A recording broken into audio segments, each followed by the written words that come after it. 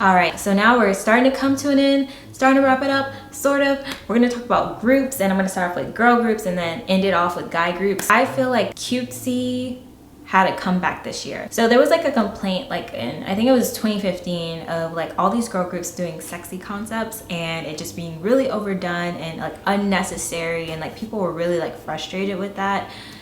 Okay, but in 2016, I just feel like Cutesy had a comeback, which I feel like it's what K-pop does best. You're not gonna find cutesy concepts in like American music, point blank period. I really resisted Twice for a really long time.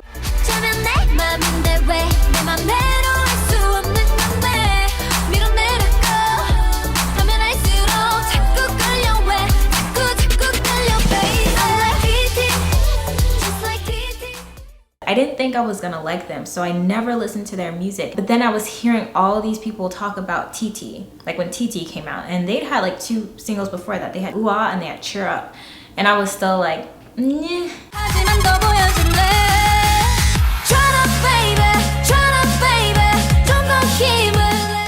I kind of moved past like the cutesy music, I guess, because yeah, I was just kind of moving more towards the K-hip-hop, K-R&B, K-Indie music, and so I just felt like I wasn't gonna really be feeling the cutesy concepts. But you guys, Twice was like, we're doing this and you're gonna like it. So yeah, Twice, TT was my song, still is my song. And then I.O.I came along and they're like, we're doing this too and you're gonna like it.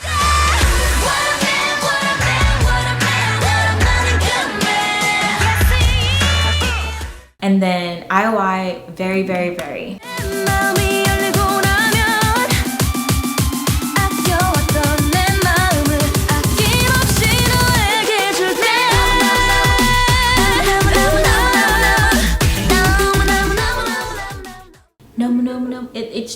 Oh my god, it's so insanely catchy. Twice and I.O.I, both artists on JYP's label, they just killed it this year with a cutesy concept, and I loved it. And then, totally not in that vein at all, we had BLACKPINK.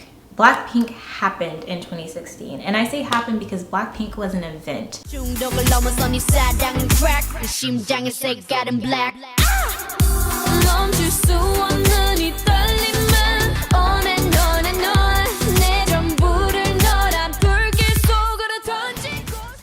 YG had been teasing us for years with this girl group that he was going to be coming out with, which is what YG does with everything. He says, I'm going to release this next week, and then he makes you wait a year for it. Like, that's what he does. So BLACKPINK was a highly anticipated group, and they met all expectations. They exceeded expectations.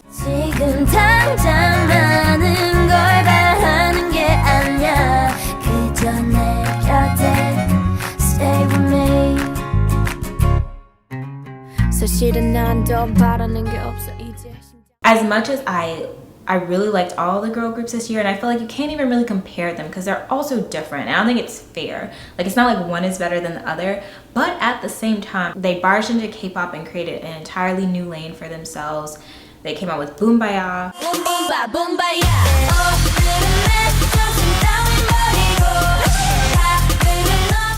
Just like bam. And then came Whistle. Like, Whistle was so different. What in K-pop sounds like Whistle? Can you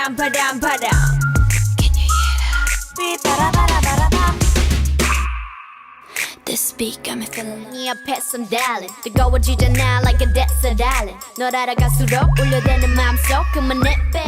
I may be being totally biased and exaggerating how great they are, but I really had a moment of being like obsessed with BLACKPINK this year. Every song they came out with was a hit. You forgot they were a rookie group. They didn't seem like rookies. They seemed like they've been doing this for a very long time. And so it only makes you like even more excited for what is to come for BLACKPINK and what they have in store for the future. And then my favorite girl group this year was the Wonder Girls.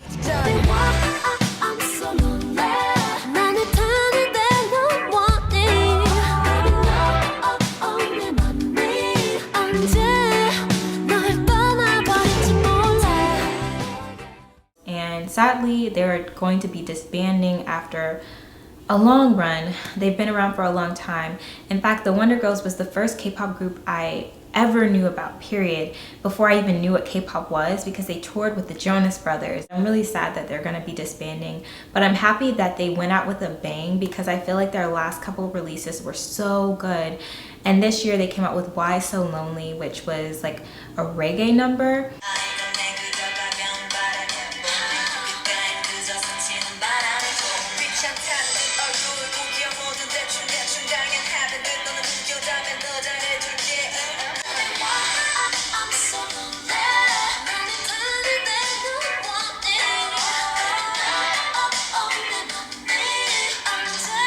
And I think what was so great about this is that for their music, they all played instruments live. They played keyboard, bass, guitar, and drums. And they had to actually learn those instruments in order to play live. And I just thought that was such a not K-pop thing of them to do, but I really liked it. I really appreciated it, and I thought it just kind of showed their maturity as artists, that they could just kind of throw something new into the mix so suddenly and just execute it so well. Like, this was such a great song. But yeah, that was my final favorite girl group. So we really are inching towards the end. As you can see, the sun is completely set. I have no idea if this lighting, like, I don't know if this is even working anymore, but we're gonna finish this video. My next favorite is kind of in between a girl group and a guy group, because it is a co-ed group, and they are K.A.R.D. You guys.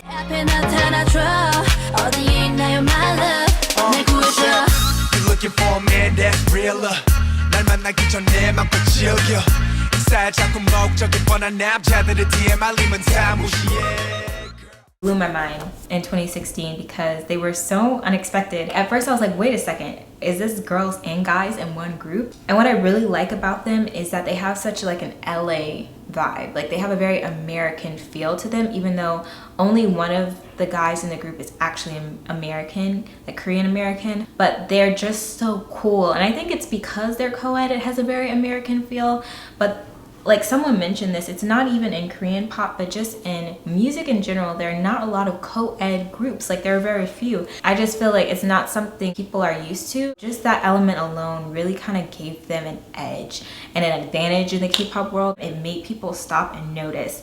And I'm glad they did, because their music is really good too. For now, they only have one single out. It's called Oh Nana. And again, another like Caribbean influenced song. I want to say it's like specifically like a dance hall number, like Jamaican dance hall, but it works. I like all the members. I think that's what really got me. It's like more than the song being good, more than the music video being good, I just like the members. Like, I loved watching interviews with them. They are very cohesive. They work really well. Love the choreography of their dances. Like, I just feel like they're kind of destined to be an it group. They're already an it group, but I feel like even more so in 2017, they're going to become a lot more popular. So K.A.R.D, you guys. So now we're really coming to the end. I know I keep saying that, but really we only have a few boy groups left. We have 5 boy groups left. I just want to mention a group called Day 6. 네가 웃을 수 있게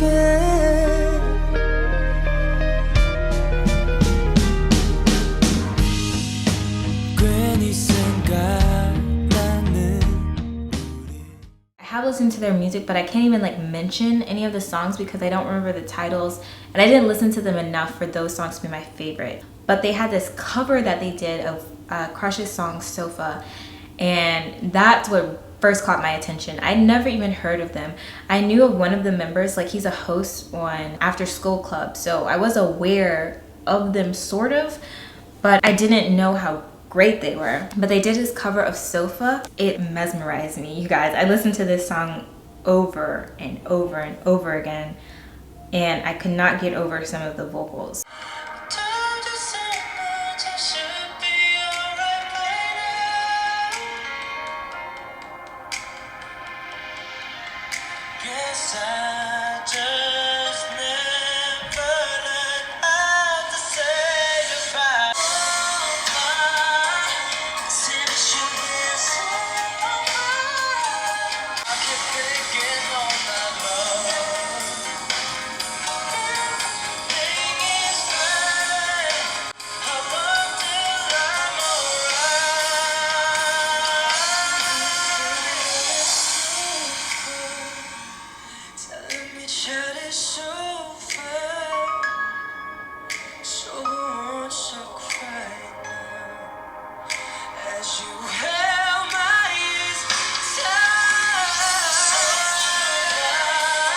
Alright, my battery's about to die. Oh my gosh. So we're gonna rush through these. Okay, EXO, Monster.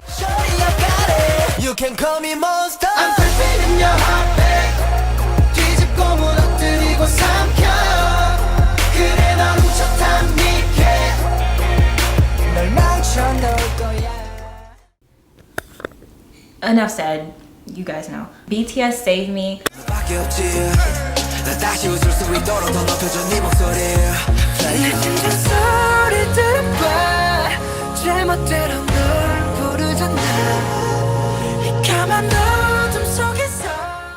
I think this is like my favorite BTS song. Just yeah, I loved how simple that music video was with them just like in this plane, and Jungkook, BigBang made album and with their song 모르겠다.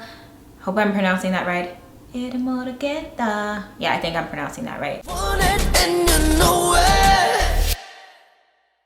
And I'm 모르겠다. I love you. And I'm 모르겠다. I love you. And I'm 모르겠다. And I'm 모르겠다. And I'm 모르겠다.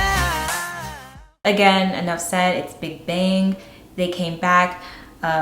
It's sad because Top's gonna be going off for military service. Big Bang is one of my all-time favorite K-pop boy groups because they were just like one of the first groups I really got into and just really helped to really get me into K-pop, and I think that's true for a lot of people. They're such a mature group, and I just feel like no matter how many new groups come out, their popularity doesn't diminish. And then lastly, I just have to talk about BTS a little bit because when I first found out about BTS, like when they literally like just came out, like they were doing promotions, I didn't think they were gonna be that great. I didn't think they were gonna make it. I had no idea they were gonna be as popular as they became, but those boys worked hard and they really proved everyone wrong.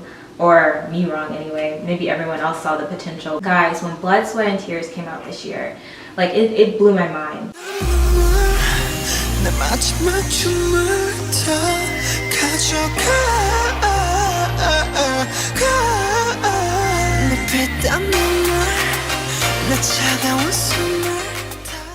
This was just a masterpiece, just a work of art. It was so different. Like who does what they did?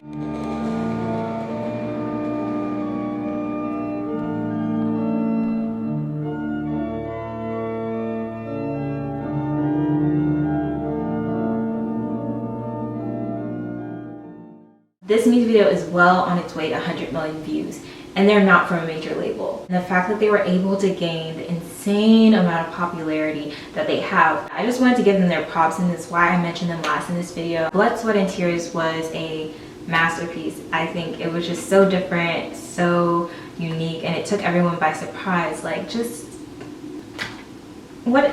BTS, what?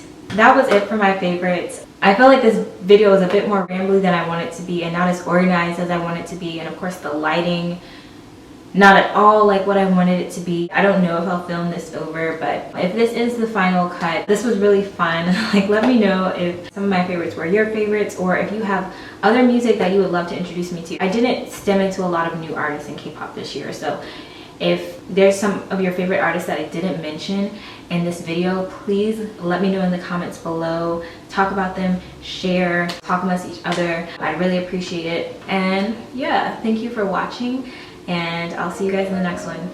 Bye guys.